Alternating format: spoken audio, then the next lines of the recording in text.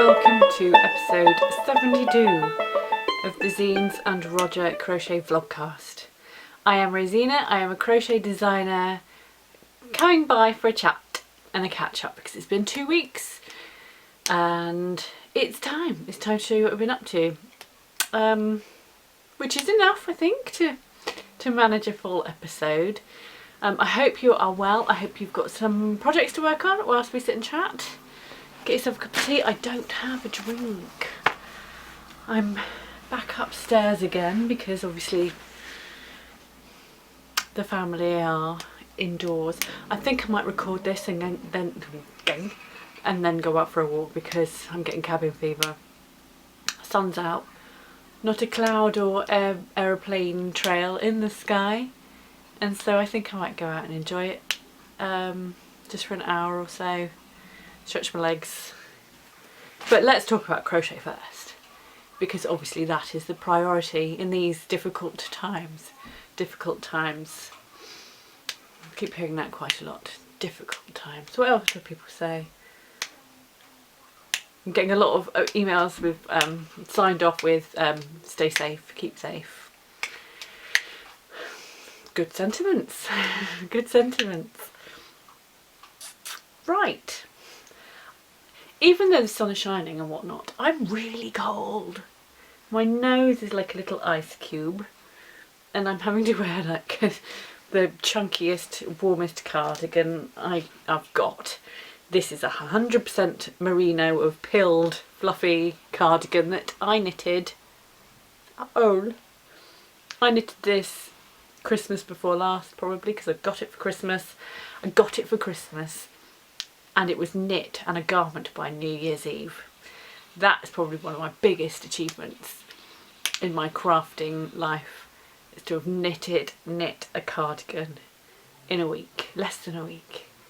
I know it's chunky, but still, come on. Mentioned last episode, my knitting cravings are returning, but I haven't done anything about it yet. I think it's imminent. Anyway, so I will swap this garment for another one in a minute because I've got one to show off. It's crochet. What's crochet? That's crocheted. I have works in progress, finished objects, and some new yarn I bought because I have I watched the Crochet Circle podcast, the latest episode. I'm not sure what number it is, but Faye was talking about panic buying yarn. And I was just like, what, do we have to do that? Oh my god, oh right, I'm on it. And so I have panic bought some yarn, double knit this time. So I'll whip that out, give away magazine, what's it, and probably the usual waffle really. So let's crack on. I'll show you the jumper in a minute because I don't want to put it on just yet. What have I got? I brought it all upstairs in a bag and hopefully I've got everything. 1, 2, 3, yeah, I've got my whips. Right, I'm on it. Okay, shall we talk about whips first? Let's talk about whips. Right, first whip. I could probably try and work on it as I went if I located the hook. Don't know. I'm doing 2 projects at the minute that I'm using this 4mm hook for, and both projects I'm using this very same hook, so they're living together, and then when I get bored of one I change over to the other one and keep flipping over and over. So working on this. I don't think I had started 2 weeks ago. Can't even find my working end. Where are you? Was this a thing? I'm not even sure if I'd caked the yarn this time 2 weeks ago. But essentially it is an infinity cowl. Making sure I'm recording. An infinity cowl that why am I trying to do this now? Oh no, it's fine. And I wanted to use lots of different stitches, and so each colour section is a different stitch, and it was sort of like a sampler thing, and an excuse to use up the wool, the yarn I had bought from Farnham Maltings. What's that called? Unravel, the Unravel Festival. So it's an excuse to get all that out. I have used, this was my first colour. I don't know if you can see, it's a bit bright in here today. My first one is this fluffy stuff by Spectrum Fibre, and it is beautiful. I've absolutely loved it. The only problem is that I chose a really stupid stitch to work it with. This is called Wiggle yarn in the colour Blush. It's 69% silk, 22% kid mohair and 9% nylon. 350 metres, 383 yards per 100 grams. It's a wiggly thing of wiggling beauty. Love it. I think if I'd chosen a more straightforward stitch, that would have just been a dream to work up. But I have chosen a fiddly stitch, and I don't have a name for the stitch. It's a variant on the Marguerite stitch, which is also known as the star stitch. They sort of look like, dare I say this, the star stitch is like a little bumhole stitch. There's like one's called the Catherine wheel, which are basically like big big bumhole stitches, and then the star stitch is like a little bumhole stitch. This is a variant thereof. So it's less anusy. I'm so sorry. I must have said something to offend people last episode, because I've got like more thumbs downs than usual. So if you're giving me a thumbs down because I said bumhole, then let me know. That's why you gave me a thumbs down. Otherwise, I don't know how rude I can be. The next stitch, again, I can't remember what it's called. Don't know what the stitch is, but it's essentially trebles and doubles, and you go between the two. 3 trebles, 3 doubles, 3 trebles, 3 doubles, and I really like that one. It reminds me of jumpers that my nana would have knitted for herself to wear in the summer months. She always wore short sleeve jumpers that she'd knitted, and probably had been knitting for ever since she was in her 20s or something. It was like a staple in her wardrobe. It's that kind of stitch that it reminds me of. And I can't remember the actual name of it, so I might have to call it like the Nana jumper stitch. I don't know. It's better than bumholes. But that one is Ching Fibre. Ching Fibre, and it is just a sock. It's called Sock. And unhelpfully, there is no colour written on the label, but I love Ching Fibre yarns. I absolutely love their stuff. It's always beautiful. But this is a 75-25 mix, 425 metres per 100 grams. And the other thing about this is that it is proper mint ice cream green. And the other night I was working on it and I was craving mint chocolate chip the whole entire duration of my crochet evening, just because I was just like, it is like literally perfect for that colour, but you can't, a bit of a blowout. So that, and then there's going to be a third section, and the third section is going to be stripes, and then that should probably do it. If I'm not happy, I will add another plain section, but I don't have any yarn for that extra section, but I'm anticipating that it won't need it. But the stripy section will be those. So it's gonna, I think that'll work. I think it will look really good. I'm really looking forward to using this one because it's a high twist, and I love high twist yarns. I should buy more. I should get more high twist yarn. I might add it to my birthday list. High twist yarn. I've used high twist yarns only a couple of times before, and it's lovely stuff. So this is going to be it's an infinity cowl, infinity scarf, call it what you will. Just because, really, just as an excuse to use the yarns. And also I had the idea to do it. I like crochet designs that mix up different stitch patterns rather than like plucking a stitch out of a stitch dictionary, making a blanket and calling it a design. That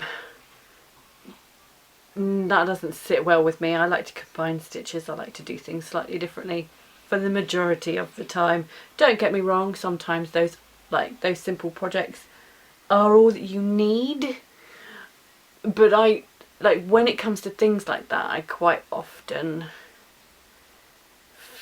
like, if people charge £5 for that, it's a little bit off, isn't it? So I do like to mix things up and make things a little bit different. I can't actually do this one and talk at the same time, my god. It's not a hard stitch to do. Yeah, for some reason I'm really struggling.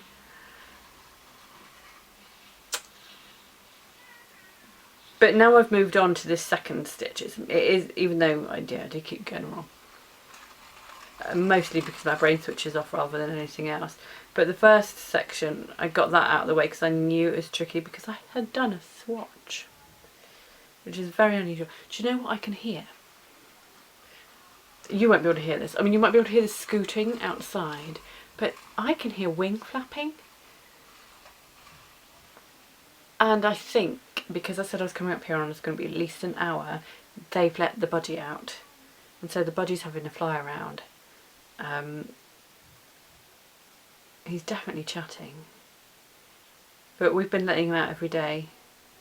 And he's getting more and more comfortable with the idea of like flying around while we're just going about our business in the front room. On the first day we were a bit stupid and we left the window, we didn't leave the windows open. We left the curtains open. Excuse me, I need to blow my nose. We left the curtains open and he flew into the window and smashed his bonds. So that wasn't a great idea. So every time we let him out we have to close the curtains. And then he just flies around and around and around and he's really happy. So close, so close. If you, he's gonna, one of these days he'll land on a finger. But I was going to say something else naughty there, but I won't. I think one smutty thing per episode is adequate. Let's not go there much. I should say this, by the way, is but from the Knitting Shed, and it's called Drift on Classic Sock.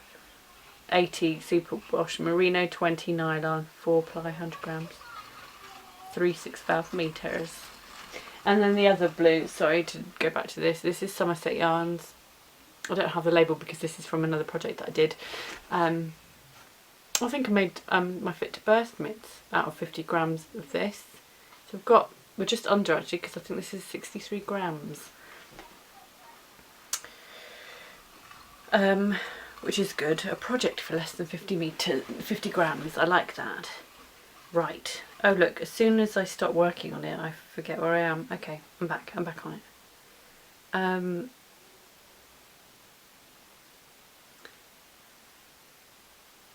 I would get bored and frustrated with this because it did take a bit too long to do. But this section will remind me of Parks and Rec because I've been watching Parks and Recreation, and this has been one of my projects to go sit and watch that. It's so bizarre because we started watching it years ago, maybe 2, possibly even up to like 4 episodes worth of Parks and Rec, and I was just like, no, I don't like this. No, it's not my cup of tea. And then somebody put one of my mates mentioned that they'd watched it. I think they'd commented on like that it was like something worth doing in the lockdown was to watch it, and I thought, well, if they liked it then I should give it another go because I admire, you know, they've got good taste, so come on, give it another go. And literally within another 2 episodes I was just like, boom, yeah, this is for me, I like this. So season 3 now in just the space of a couple of weeks, and that has been my Parks and, how many times did I say it? That has been my project for watching that programme. That will be my association. My association with this is, cannot remember for the life of me what it's called, but it's about there are 4 teams of couples, and it's a race against the world, or a race from one bit of South America to another. They were in Brazil the other night, going to Brazil. It's really good. I can't remember what it's called. Race Around the World? I don't know. But strangely enjoying that, even though it's not normally the sort of programme I would watch. They've got a very small budget. No phone. Just a map and a few quid to try and get from one place to another. And there are various different sort of check-in points that they have to make. Oh! So this, I don't know what that was. This is that shawl I was talking about. When did I talk about that? Maybe 2-3 episodes ago. I didn't show it because I didn't have it. This is called the Stop, Drop and Pop shawl by the Crochet project. And it's weird, isn't it? There is a sort of patterny pooling of those little pops of colour. There is.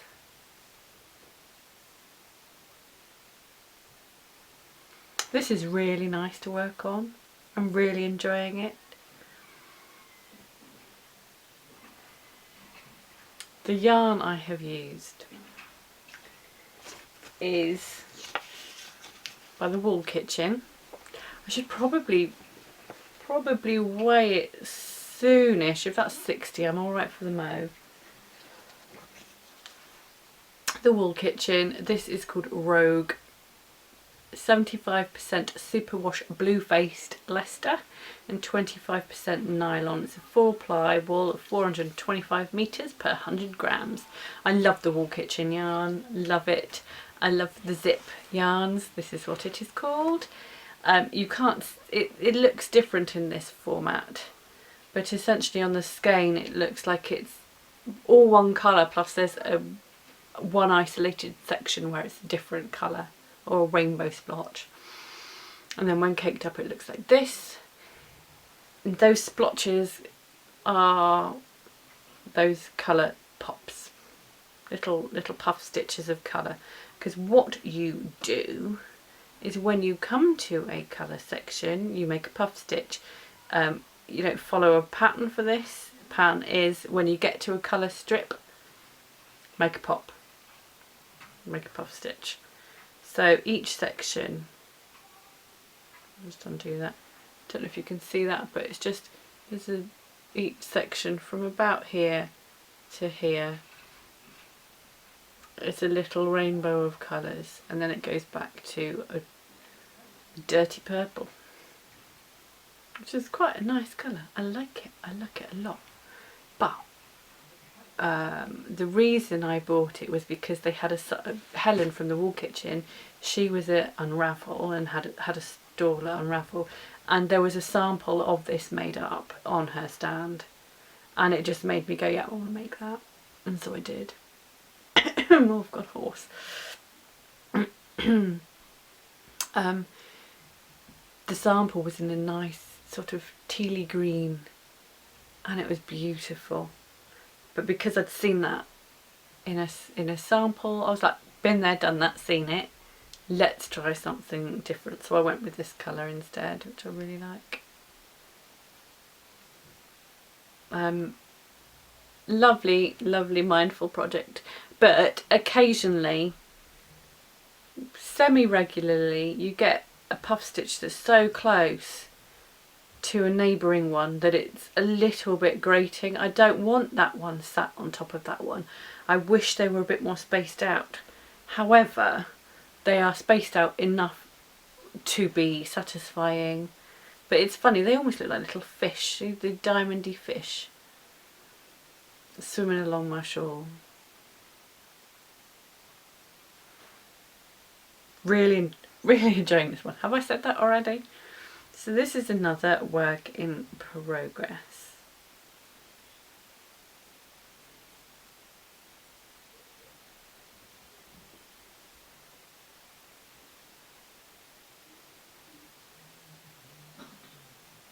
I have one more work in progress and then I'll go on to the finished objects, probs. So I wasn't actually going to make a start on this because actually I don't need to show it until the 4th of May, which is my birthday. Right, put it down, come on.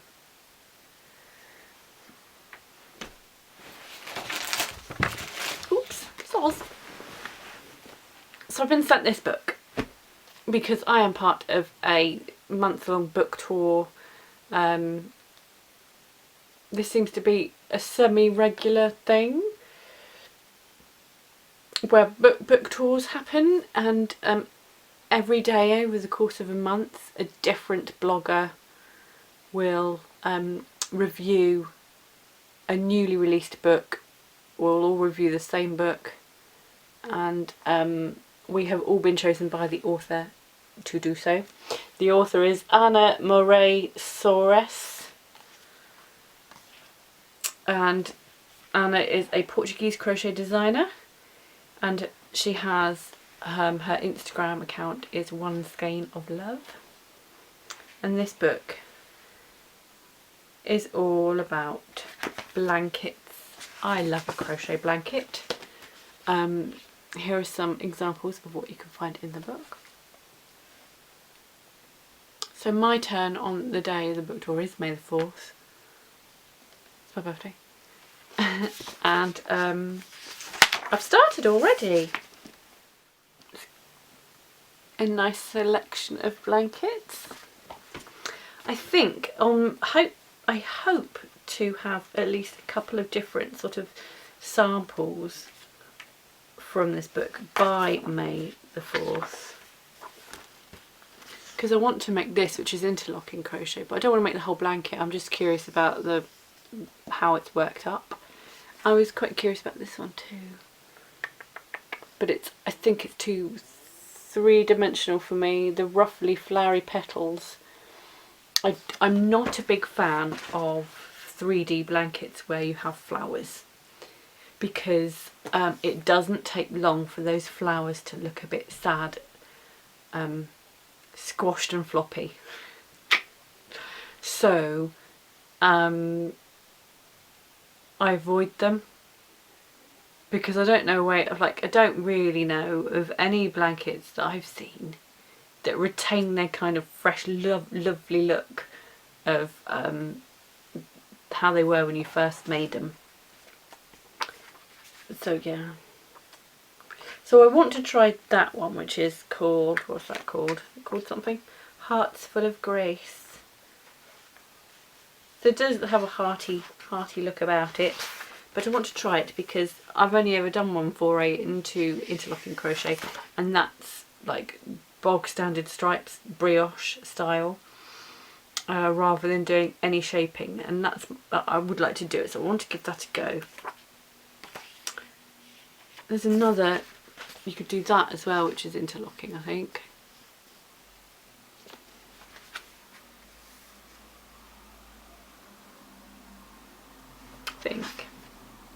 But that's not what I've done. I decided to make a blanket for my babies. Maybe that they would want a blanket for their toys. So it will probably end up going to the younger one. But there were a few different blankets I would go, yeah, I would totally make that. But I don't want to make a giant blanket right now. The other day it was really hot and I just thought the idea of making a blanket, no.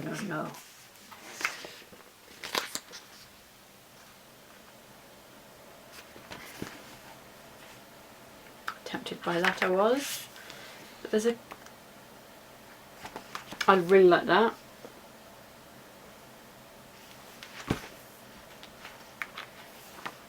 And then a cable blanket I thought looked rather nice. I might make that one day. But the amount of times I say, oh, I like that, I might make that, and then never do. No, I'm not making that. I'm making a small version of this, which is called Plant Painting in the Woods. I haven't looked at the titles of these at all, can you tell? So mine, partly because I didn't want to make a whole blanket, and partly because I've run out of wool with the right colours, I have made 9 blocks, and it will be 3 by 3 to create a little blanket of these squares. They're all slightly different sizes because I worked on them at different times, so my tension's been a bit poor, and also the smaller ones were worked a bit more tightly because I was very close to running out of yarn and had to make my tension tighter to ensure that I didn't lose at yarn tricking. And so yes, there are some which are smaller for that reason. But this reminds me of Contagion. I made these when I was watching Contagion, and then I made some when I was watching Life on Mars as well. God, it sounds like I've been watching loads of telly. Yeah, kind of have. So yes, half Contagion, which is a very good film actually. I enjoyed it. But it was certified 12, so I thought it'd be alright to watch during the day with the boys around. But then, like, they came running in off the trampoline, the new trampoline, which is marvellous. They came running in off the new trampoline, and that very moment, Gwyneth Paltrow was having her head sawn open in an autopsy. And mummy, what's going on? I was like, you don't need to watch this, my darling babies. Go about some more. Oh my god. So the trampoline arrived the day after his birthday, and he was beside himself. He was so happy, so deliriously happy. And then we went to put it together the next day, discovered that there are no flipping springs or instructions. No, fairly sure trampoline does need springs so you can make it bounce. I'd never seen a child go from glee, happy, joy to sheer devastation. I was gutted, so much so that even I cried. I was so disappointed because just how excited he was and how happy he was to have this trampoline that he'd been desperate for. And then, I'm so sorry, my darling, we can't build it because it's not all there. Can't remember what I was talking about that now.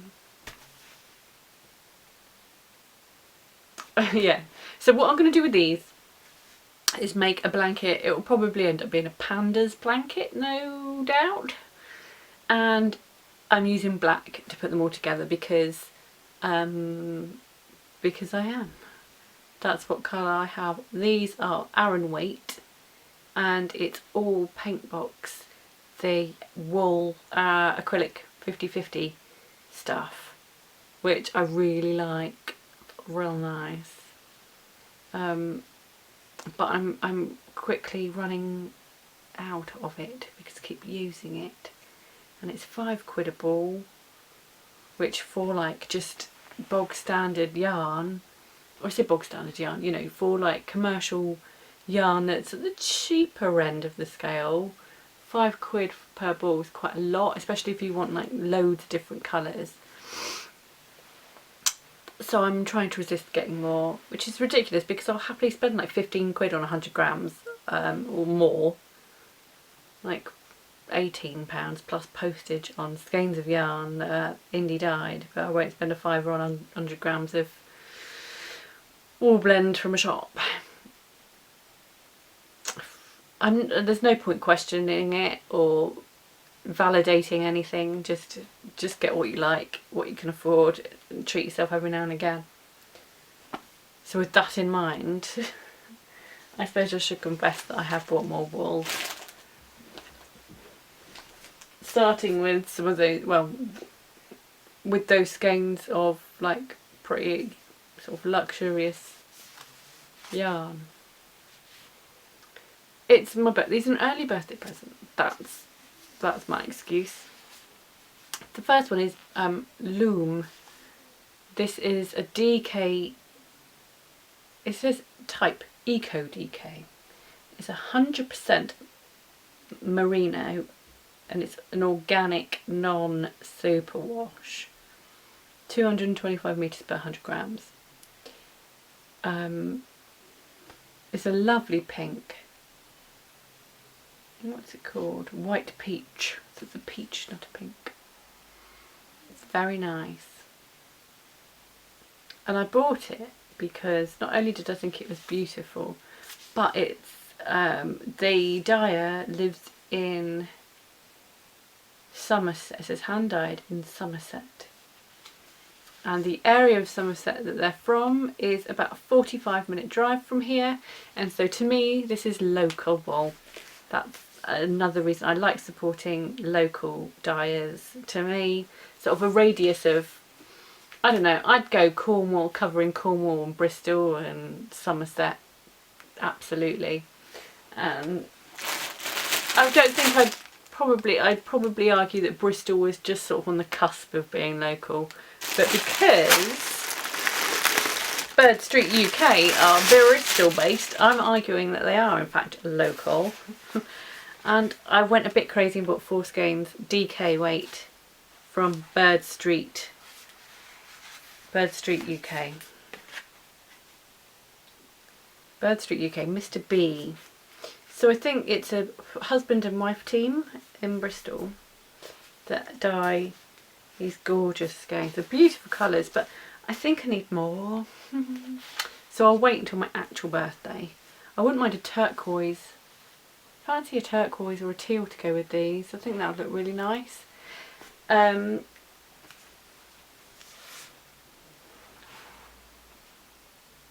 These are superwash merino, not non-superwash like the other one. You can feel the difference between a non and a superwash for sure. But I love them both equally. I have a design in mind for these, and I'm quite excited by it, this idea that I've got. But I've also ordered 4 more DK skeins from Folkestone Harbour Yarns, which I was hoping would have arrived by now, so I could see them all together and decide which ones were going to go in this shawl design and which ones could not. But hopefully that'll arrive tomorrow instead, and then I shall have a collection of DK weight yarn, and then I'll be able to work on a design that's going to be cool. It's cool in my head. Shale, slate, jasper and chambord? Chambord? I don't know, it's Elba DK, that's the base.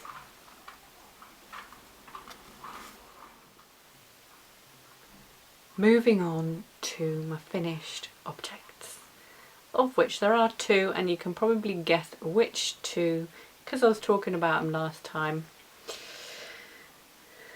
And I have posted them both on Insta recently.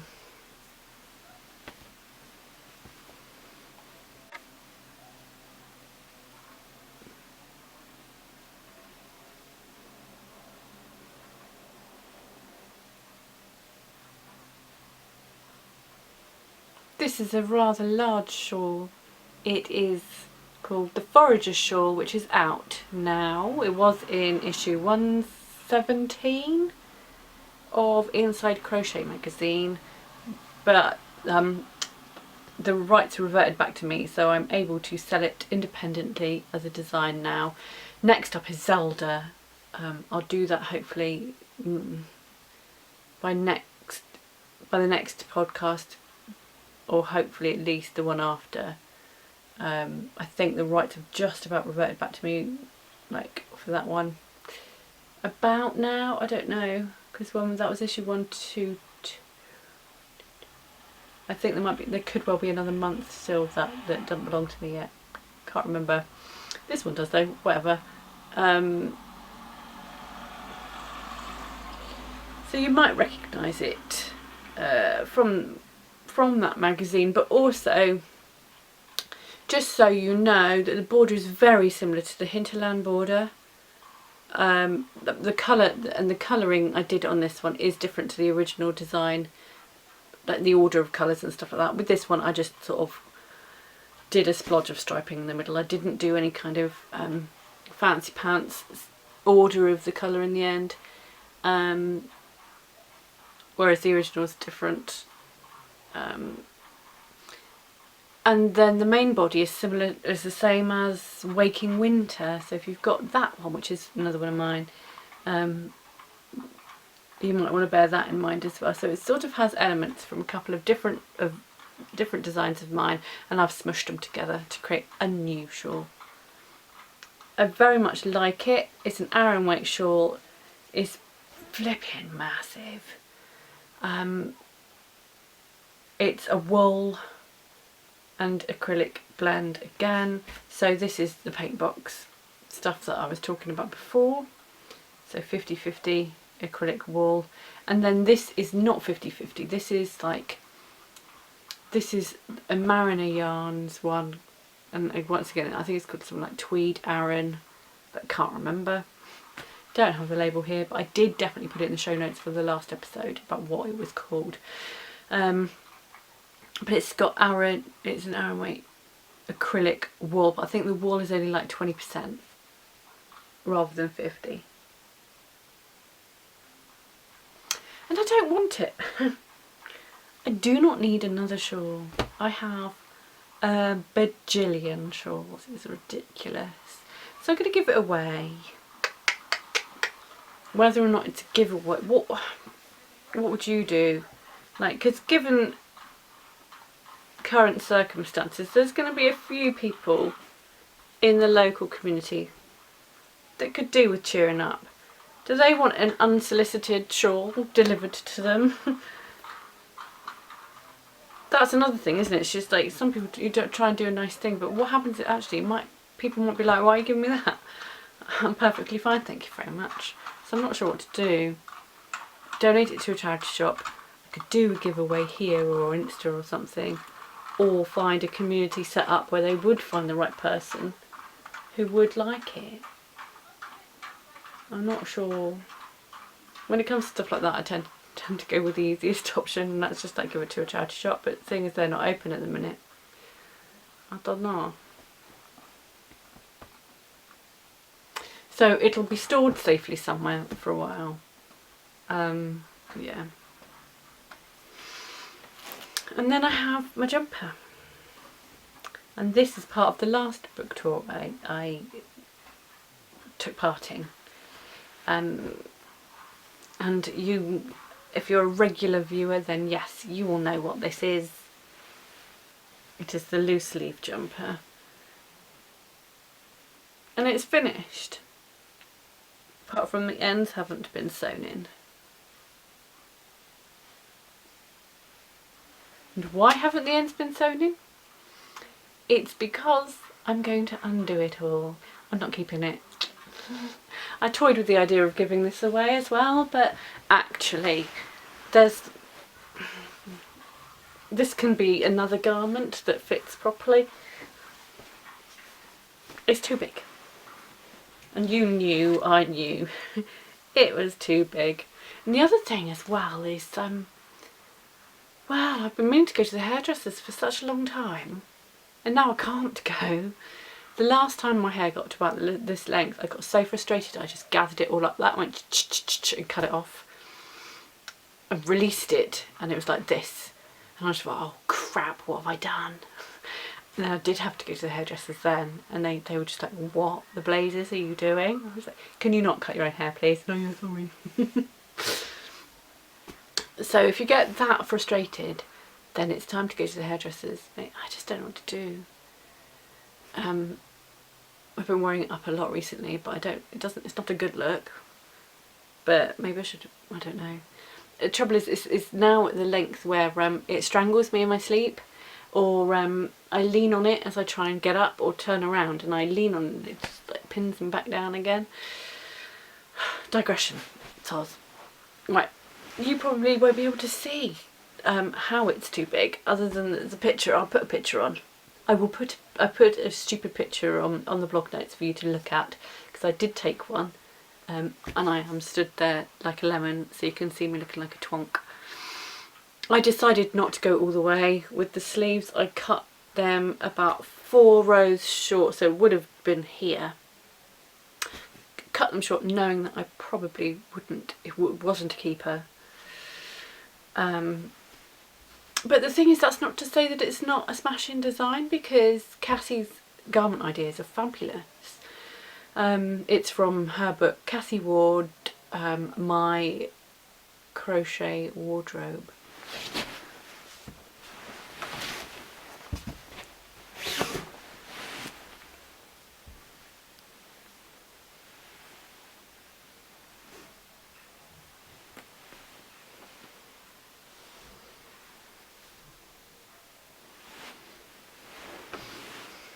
So I think there's boxy, and there's boxy, and this is too boxy. And because it's not blocked, as soon as you were to like wear it a lot, it would, you can, I know that this is just gonna stretch out. And I'm just not gonna wear it. It's not gonna flatten my shape. And I know I'm not going to wear it, even though I think it's a beautiful jumper. Again, I could give it away, but I really like the colour of this wool, and I think I want to make the French press cardi out of it. And then, but for that one, I will do a proper swatch and sort my gauge out, so that the thing I make does actually fit properly, rather than half-arse it, which is my usual method, as I'm sure you're aware. It's a beautiful colour. This is Drops Alaska. It's got a bit of an itch, not going to lie. It doesn't feel as heavy as you think it's going to.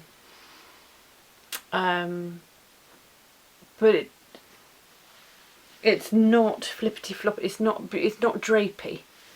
Don't know. I would say that if you were sensitive to the itch, then don't use Drops Alaska. It's proper cheap. Well, it's not cheap enough. I think I bought most of it when it was on offer, so it was like £1.25 when I bought the first 10 balls, but then it was £2 something when I had to buy the next lot to make up the difference, because I had 10 50-gram balls, but that wasn't enough, so I bought another 6, and I think I've got 1 or 2 left. So this went like at least 150 grams over the recommended amount, but the yarn is a different brand to the one recommended for the pattern, so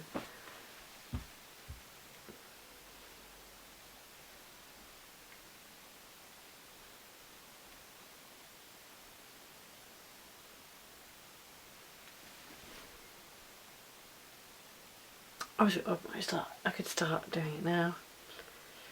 Is it painful to watch if I just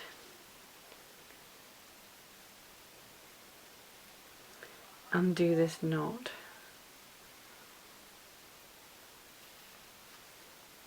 I'll try to anyway. Well, oh, giveaway time. Last episode I had told a very boring story about why I had 2 surplus copies of issue 124 of Inside Crochet. Actually, if that's only issue 124, that means Zelda I can't release it at least for another month. 122. I don't think I can release it until 126 comes out. That's how I do it. It's 4 months, I think. Is it 4 months or 3 months after the first? I'll check my contract because I can't remember.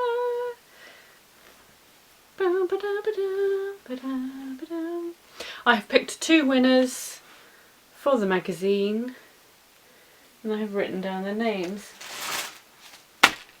The names are Sam Weifels from Belgium and Tracy Maynard from Cornwall in the UK. So I will send you a copy of issue 124 with its free doobry. So you guys are getting the issue with the shrug in it. That's Cassie. That's Cassie Ward, who designed this ivy loose leaf jumper. She designed this, which is another stunner.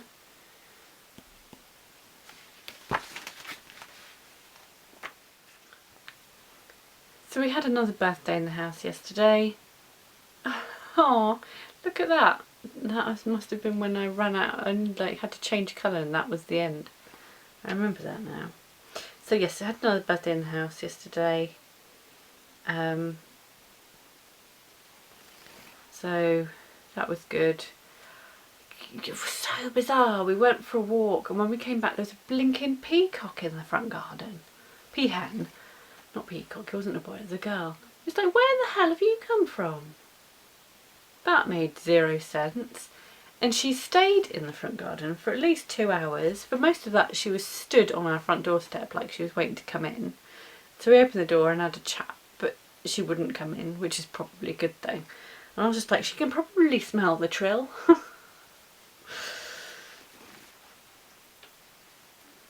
I wonder if she did know if we had a budgie in the house. Maybe she was trying to rescue him or something. He's perfectly alright, honest. He's got a massive cage and he's allowed to flap around. Allowed to come out. He's our mate. Don't worry about him. And then, like, after a couple of hours, she was on the roof of next door's house, and then that was it. Didn't see her again. So I don't know where she's gone. Any other goss?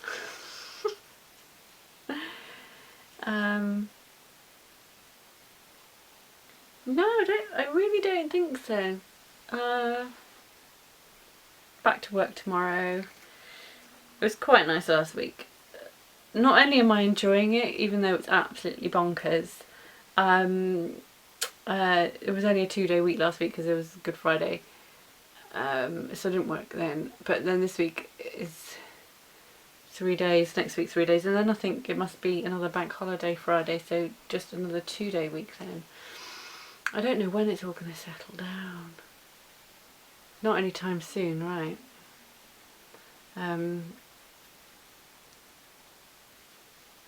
Anyway, I